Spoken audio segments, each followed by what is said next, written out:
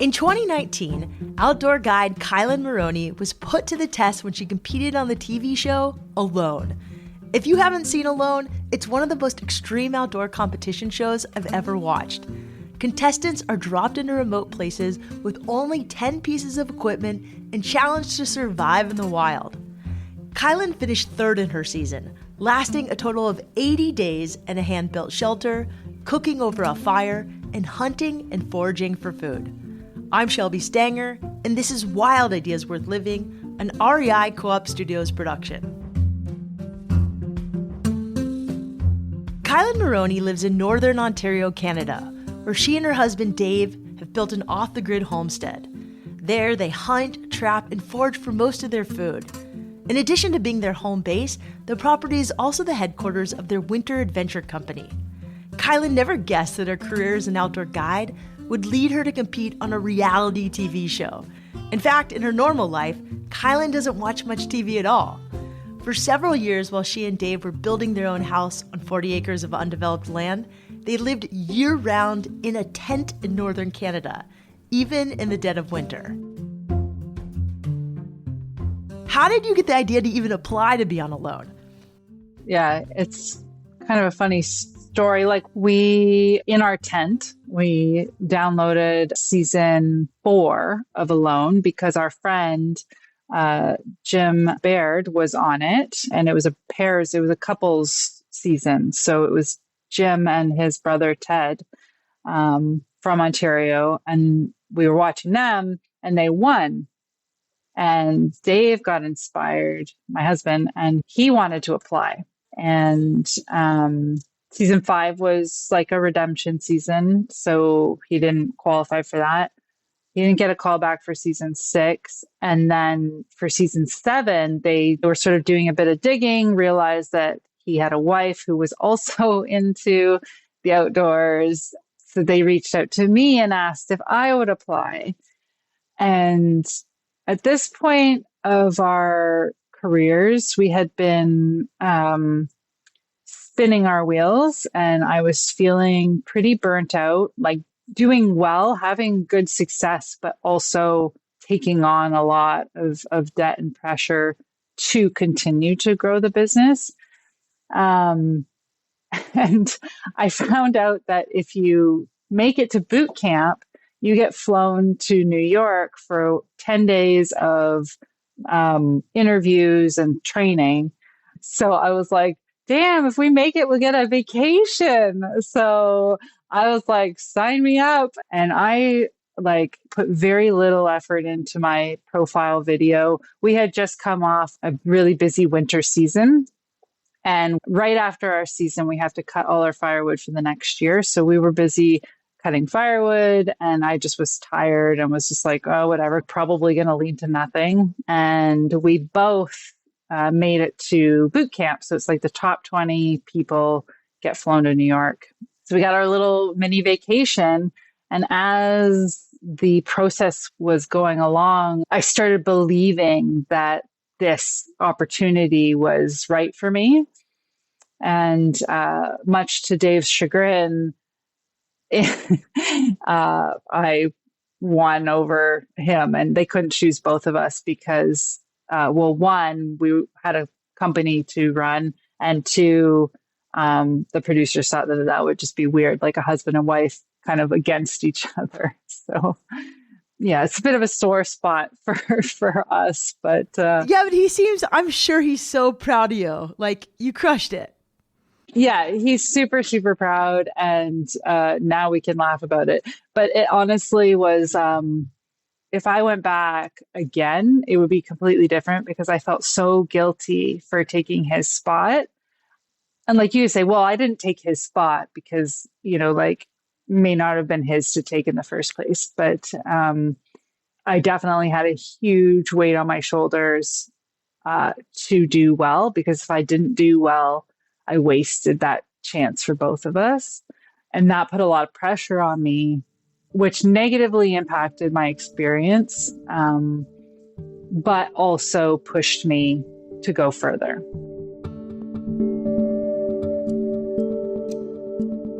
In fall of 2019, Kielyn and her fellow competitors were dropped off in different locations around Great Slave Lake, which is the second largest lake in the Northwest Territories of Canada. The temperatures hovered around 40 degrees during the day and got down into the 20s at night. With the exception of visits from crew members who swapped out recording equipment and did medical checks, the contestants were completely isolated. They spent the days hunting, foraging, making fire, and building or repairing their shelter. Their time in the wilderness ended either when the contestants chose to tap out or when they failed a medical check. What did you eat? What was your shelter? How did you get water? I ate every single day, which was amazing. I caught over 40 rabbits, so it was a half a rabbit a day. I had tons of mushrooms that I had harvested and dehydrated, and I had tons of berries that I also dehydrated. And then I drank the water straight from the lake. It is extremely deep and extremely cold. And so I decided I would save a lot of energy having to boil all of my water if I just drank it straight. And so I was like, well, you got to risk it for the biscuit. And, if I was going to get sick, I was going to get sick right away. And if I wasn't going to get sick, then yay for me. And what was your shelter? It was like a log cabin style. It was an A-frame. And then I filled the front and the back with logs and the sides, and then packed on the boughs to insulate it. Did you feel less alone because there were cameras there, like knowing that you had a camera and that you could call for help? Yes and no. I definitely liked the camera to talk to because I did feel like it was like my friend. It was like Wilson from Castaway. I was going to say Wilson in Castaway. Yeah, totally. It totally was. Like when you're out in the wilderness actually alone, you're not talking. Like you're silent, right? All of your thoughts, all of the things that you're doing are in your head. But production wouldn't have a TV show if you did that. A couple times or once I had feedback of like, okay, like you're really good at talking to the camera when you're just having a conversation. But when you're doing something like building your shelter or making your axe handle, you kind of say what you're going to do and then you just do it. Whereas they want you to like talk about what you're doing, which was like a bit challenging. So would they call you and tell you like to improve what you're saying? Every 10 to 20 days, they would come to your land to exchange your memory cards, give you fresh batteries, and do a health checkup. And that's when they would give you like the feedback about your footage because they would have watched the previous 10 days footage. Do you have a story that you love telling people about that was like amazing? Maybe when you caught a fish or I don't know. When I caught the fish, yes. That was probably the best moment of my life. Let's talk about that. Take us to that moment when you finally caught a fish. What day was it? How hungry were you? What was your mental state like? Yeah, well, it's a long story because there's 56 days of buildup. So it was on day 56 when I caught my first fish. Fish has quite a lot of fat proportionately compared to other small game. So fish is life out there. Besides big game, if you were going to be able to sustain yourself, fish would definitely be, your top priority. And I knew that going in. And so I brought a gill net. I brought, hook and line. But my whole shoreline was shallow and super bouldery. My hooks would get caught in rocks and the fish just weren't coming up. So I really tried constantly for fishing and had to stay adaptable. And so I started snaring snowshoe hare, and that was working really well for me. I ended up having 270 snares set over my land, but I was still losing fat off my body at a rate that was, not going to be sustainable. And as the days progressed, the ice was starting to freeze over. So I was just like waiting for that day when I could get out onto the ice. And I managed to be able to get out onto the ice by day 50. And it took 6 days of just like all day spending hours out on the freezing cold lake to catch my first fish. And I just knew that if I didn't catch the fish, that like my time was going to be up.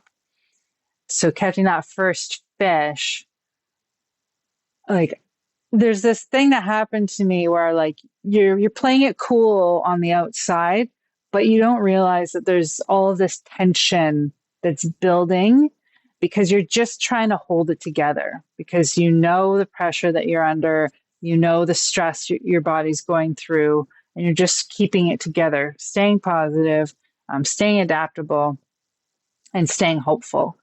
And so when I caught that fish and pulled it out of the water, it just was this giant floodgate opening of emotion. And that was just me letting that stress just like release. And it just felt like, I don't even know what came out of my mouth, but it was like just ecstasy. My whole body was crying. Like it was just like this huge relief. And that's often when I would cry, was when something gave me a little bit of tension release. I think that's why like we loved you so much on the show, because we're like, oh my God, like everybody's cheering for you because you cried. I think that may be one of the reasons why I got picked, was because in the final interview with the executive producers of the show, they asked the question, so why? Like, why do you want to be on the show? And I just like welled up and just started crying in front of them. And it was just like, I'm tired. Like I need a break from like the business and the property. Like I'm just tired. And I started crying, and they're like, check, we'll show emotion in front of others, you know? And I have, you know, someone, or like everybody, my mom especially, they always called me like a very emotional person. And to me, that was always seen as a negative part of my character, that you're emotional, that means that's bad. And through Alone and like showing that vulnerability and showing the ups and the downs, I could reevaluate this whole concept of emotion equals bad. Like some of my family were like, oh, they misrepresented you because they showed you weak. That made you look weak and meek. And I was just like, I think you're missing the point. Like, I'm fine. First of all, I'm fine with showing that I'm crying, because I did cry. Like I cried a lot. And I'm not going to deny that, because it was effing hard. Competing on Alone is an extreme challenge, but Kielyn did really well. Like she said, she was able to get food to eat every day, she built a solid shelter, and she knew what she needed to do to survive. When Kielyn started the show, her goal was to last 60 days. In the end, she ended up making it 80 days in the wild. She eventually tapped out because she was literally starving. She had lost a ton of weight, and her extremities were starting to go numb. It was clear that if she stayed, she was going to suffer irreparable damage to her hands and feet. When we come back, Kielyn shares how she got through some of the hardest moments. She tells us about her off-grid home and talks about her guiding company called Lure of the North.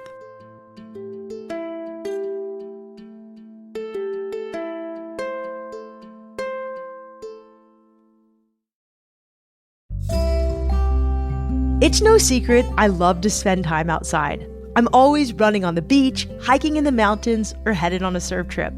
But what I don't always love is trying to find the right gear for my next adventure.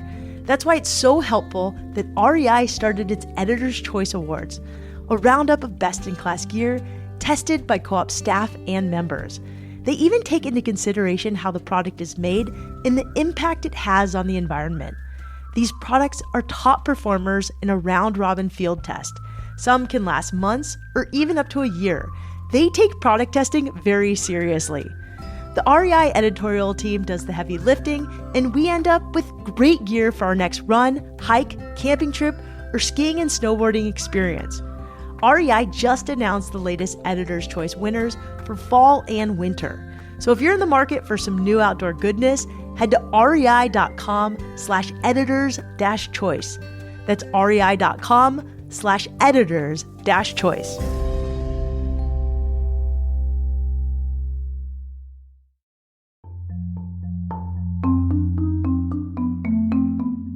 Kielyn Marrone and her husband live off-grid in Northern Ontario, where they run an outdoor expedition company, Lure of the North. In 2020, Kielyn made it to the final 3 on the TV show Alone, which follows contestants as they try to survive in the wilderness. Even though Kielyn was really successful on the show, it was still one of the most challenging things she's ever done. It wasn't just wilderness skills that she needed. Kielyn also relied on mental fortitude to keep her going when conditions were difficult. I just want to know, mindset. What are some things you said to yourself to keep going? Or things that you leaned on? Yeah, there's so many things. One of the biggest ones for me is trying to look at your situation objectively. Because if you've ever given your friend advice, you hear their problem and then you're like, oh, you should really just work on this and do this and that. And you've got all these answers for this person. But when you think of your own issues, what's going on is so much more complicated because you're like, well, it's not just black and white. So what I try to do is remove myself from the situation and try and look at my situation objectively instead of subjectively. And I find that that's really helpful to clear your emotions from the situation. And then another thing is to figure out, you have to ask yourself, is it up to me or is it not up to me? Is it in my control or is it not in my control? And there's so many things that people fret over and worry about that are just simply not in their hands. Bad weather, politics, how someone reacts to you and your circumstance. That is so not in your control. And if you just focus on the things that are in your control, then you have immediately less to worry about. So, that it's both of those things are super simple, but not easy. So was there a time on that show where you used that strategy of looking at something objectively? Let me think. Okay, well, yeah, one perfect example was I was being so hard on myself because I had missed out on a moose a couple times. Either I didn't have my bow or it spooked off. The timing wasn't right. And so I was just killing myself for not getting the moose. You're so stupid. Why didn't you have your bow? Or you're a terrible hunter. And then, it's this, out of body kind of removing yourself. And you're just looking at yourself and you've got 30 days worth of mushrooms, 30 days worth of berries. And I'm staring at 6 or 7 snowshoe hares right next to me. And I was like, Kielyn, you have so much food. Just because you don't have a moose does not mean you're a failure. It just means you failed at that. But look at all of your other successes. You're doing just fine. In fact, you're doing more than fine. You're doing amazing. And that was really helpful for me to just be snap out of it. You're doing fine. After the show, Kielyn went back home to Ontario. It took her body a while to recover. In addition to losing a bunch of weight, her hair thinned, and she noticed her legs in particular were extremely fatigued. When Kielyn and I spoke, she said that 3.5 years later, she's only now starting to feel normal again. Kielyn was happy to return to her regular life, which is actually still pretty isolated and wild. She and her husband Dave live on 40 acres in rural Ontario, and they're pursuing their dream of living off the land. I want to kind of switch gears and talk about your life. You built this house off grid. For those who don't know what it is to live off grid, could you just tell me a little bit about what it's like and how you built it and why you decided to do it? For sure.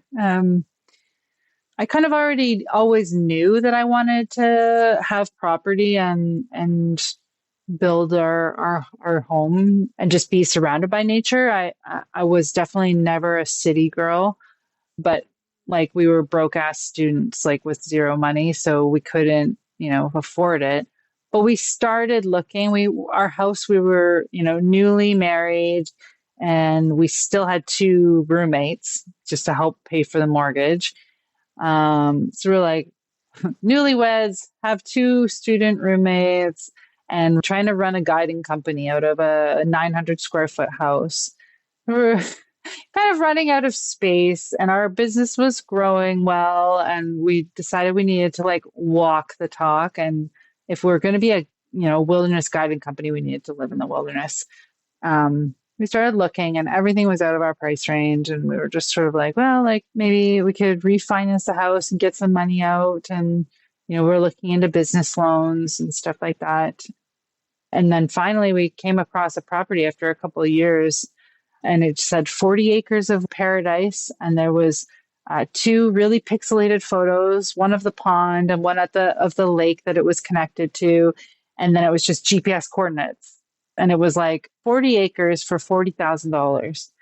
And it was just empty land. And we're like, this is in our budget, and we love that it's remote. And so it took us 2 tries to find it, first of all, because of all of the winding trails. So basically we went to the nearest road, and then we just had our GPS and our compass, and we were due north of the property, and we just walked straight south until we hit it. And we were just crashing through the forest, wading through chest deep swamp. And it was quite the adventure to find it. And as soon as we got there, we were just it opened up to this beautiful pond, and there was this nice bald rock. We just got naked and sun dried on the rock. And so we called the owner, and we were like, okay, we love it, but how do you get there? Because surely there's an easier way to get there. And so that's when he took us in by boat, and then we moved here, and now we live in a beautiful home. We've got 18 solar panels. We collect all of our water is rainwater. We have a wood-fired sauna, a wood-fired hot tub now even, and just living the life of luxury. I don't know. We just it feels we're off grid, but it's also it's starting to feel pretty cushy around here. We don't have insulation in our house walls yet, but we'll get there. So what do you do for food? We do trap beavers. So we are responsible for the crown trap line that surrounds our property, and we manage, I think it's 50,000 acres that we manage. And we have a quota for 30 beavers every year. And we skin them, we render their fat to make soap and lard, and then we eat the meat. So we've got a freezer full of beaver meat, and that makes up about 90% of our meat for the year. So we actually don't do a lot of big game hunting because our freezer's full of beaver, and it tastes amazing. A lot of people ask what it tastes like. It tastes like beef. Wow, I had no idea. So, and you make soap from the fat. How badass are you? It's pretty awesome. It's the most hydrating soap I've ever used. I'm always just really impressed by the self-sufficiency and simplicity, but it's simple, but it's a lot of work to do what you do. Yeah, totally. It's a lot of work. And also I feel like I'm a little bit of a poser because you're saying, oh, you're so badass. And I'm just well, I could definitely be doing a lot more. Kielyn and her husband, Dave, also own a guiding company called Lure of the North. Their expeditions balance modern outdoor technology with equipment and techniques originally used by Indigenous Canadians.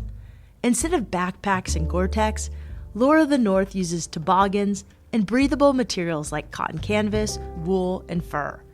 Kielyn and Dave teach workshops, sell gear, and lead trips that take people out into the Arctic wilderness of Ontario.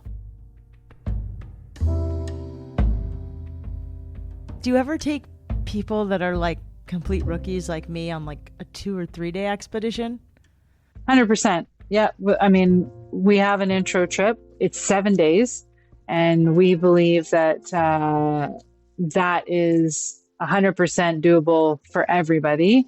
We do 3 days of training here at our base camp, and then we go out for 4 days. Okay, cool. Yep. And what happens? Like, how does it change them? The winter trips are super empowering as an individual and as a community, because it's a self-equalizing system. So one person, might be really good at hauling a huge load, but, one person might be less strong. So the closer you are to the front of the train, so everyone walks in a single file, the person up front is breaking the snow for the person behind them. So as the train goes down, it gets easier and easier for the people. So you can have a group with just wide range of skill levels, but it all works out in the wash because you can just position people in the line accordingly. And like, if one person's like, oh, my toboggan feels really heavy, and then someone will be like, well, I can take more, mine feels light. So then they'll just like move gear to their toboggan, or like vice versa. And it can change from day to day too. Like, everyone has their up days and their down days. And so if you're having a down day, you just shift the weight a little bit. It's super empowering for people to feel like they've accomplished something and also be a part of a team.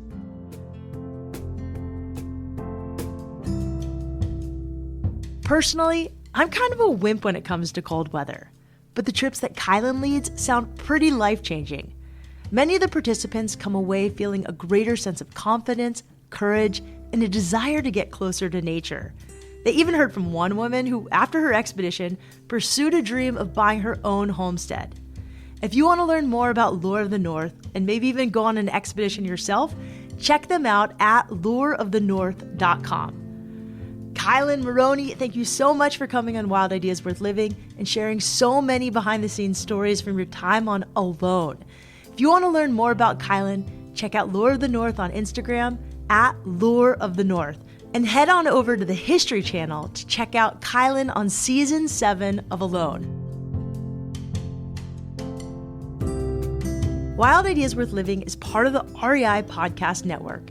It's hosted by me, Shelby Stanger, produced by Annie Fassler, Sylvia Thomas, and Sam Piers-Nitzberg of Puddle Creative, and our senior producer is Jenny Barber.